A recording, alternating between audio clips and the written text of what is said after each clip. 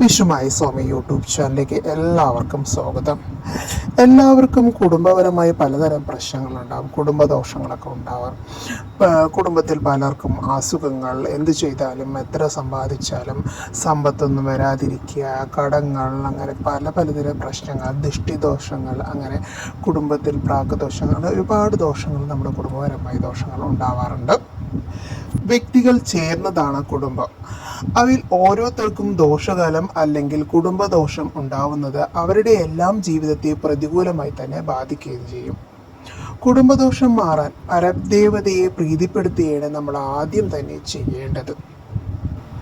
പരദേവതാ ക്ഷേത്രത്തിലും ധർമ്മദേവതാ ക്ഷേത്രങ്ങളിലും പൂജകളും വഴിപാടുകളെല്ലാം ചെയ്യണം.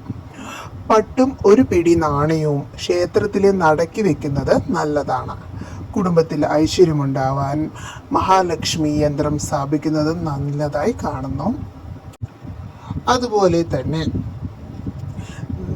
നവധാന്യവും ത്രിമധുരം ഇവ ഭാഗ്യസൂത്രം കൊണ്ട് ഗണപതി ഹോമം നടത്തുന്നതും നല്ലതാണ്.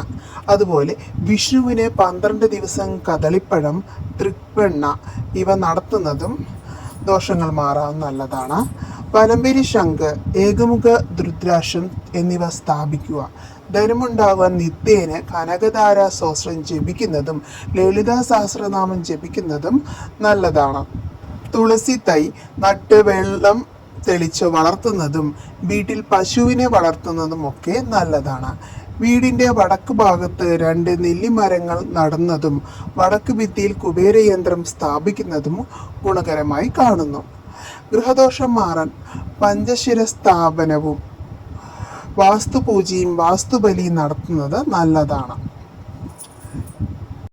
എല്ലാവർക്കും നല്ലത് വരട്ടെ എന്ന് പ്രാർത്ഥിച്ചുകൊണ്ട് നിർത്തുന്നു. നന്ദി, നമസ്കാരം. എല്ലാവർക്കും കുടുംബത്തിലെ എല്ലാ ദോഷങ്ങളും മാറി എല്ലാവിധ ഐശ്വര്യവും ഉണ്ടാവട്ടെ.